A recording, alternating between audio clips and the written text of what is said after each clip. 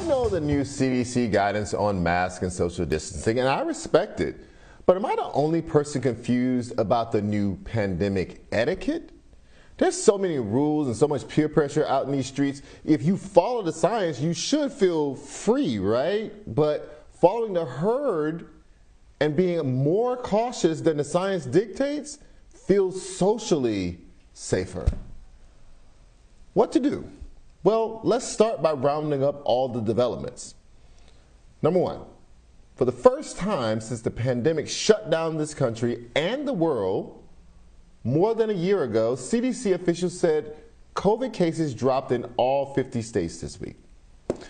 But of those states, only a handful have reached President Biden's goal of reaching 70% of adults being vaccinated by July 4th. So now states like Maryland, Ohio, and New York are launching lottery vaccination programs to reach the 70% goal. You get the shot, you have a shot at winning $1 million. The drop in vaccination rates and confusing mask mandates are not stopping some from making sure that they don't miss out on another summer. Today, California, one of the first states to issue a statewide shutdown, announced that it will no longer require social distancing starting on June 15th. The Atlanta Braves and Texas Rangers are already operating their stadiums at full capacity, and about a dozen other teams have announced they'll join them by July. And some major music festivals, which were muted last year because of the pandemic, are already planning a strong comeback. So it begs the question, is COVID semi-quasi over? Will it be mask on or mask off this summer? Will it be 6 feet, 3 feet, no feet? Joining us now to help us figure this whole thing out is BNC Chief Medical Editor and Correspondent, Dr. Corey Hebert. Dr. Hebert, give us some clarity. Like, are we, coming out of the woods? Are we out of the woods? What is the etiquette when we walk into a store? Should we have our mask on or not? Well, I tell you, there is a very delicate balancing act happening right now. And if you want to be a person that limps across the finish line, then take your mask off and don't worry about it, because you might limp across, you might die across, you might just lay across the finish line. The problem is that the CDC came out with these sweeping guidelines, and we have to remember the CDC, the Centers for Disease Control and Prevention, they have to deal with the entire United States, really kind of like the world, but let's just say the United States. Wyoming is very different than Miami, which is very different from New York City, right? So you can't have a rule, one size fits all.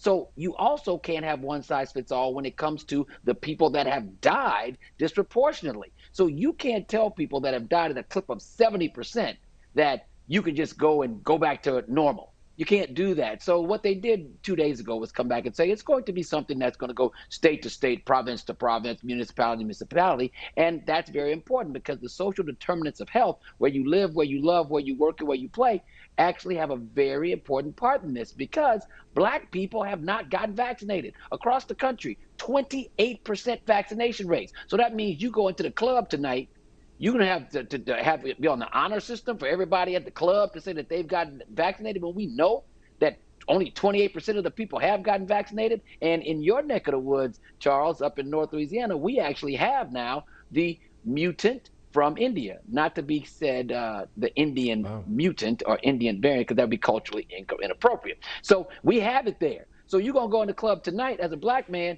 thinking no mask, and then you're going to walk away limping across with the mutant from India, and then what you're supposed to do? We have to do different things for Black people because Black people suffer the most. So let's just speak directly to Black people who are vaccinated. So using your club analogy, so what should they, if they go into, should they go into the place, number one?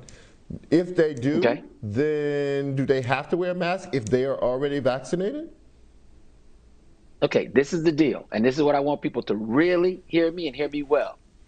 If you cannot verify that the people that you are around have been vaccinated, you need to keep your mask on until we at BNC, the people that look out for you, tell you otherwise. There's no ifs, ands, or buts about it. The CDC even told you so. It varies from group to group, from state to state. And what we're saying is we are in the state of confusion and the state of denial because we won't get vaccinated. We are dying at a disproportionate rates. So we can't just act like everything is normal. We have to be able to verify. So let's just say, let's give another analogy, another situation, right? You at your house, you have a party, and you know everybody that's at your house. Take your mask off. You're at a function, and you know everybody there, and everybody's gotten vaccinated. Take your mask off. But if you go in a Lollapalooza, they're not checking to see vaccination cards because they're selling vaccination cards in Times Square right now for $5 a clip. So it's no big deal.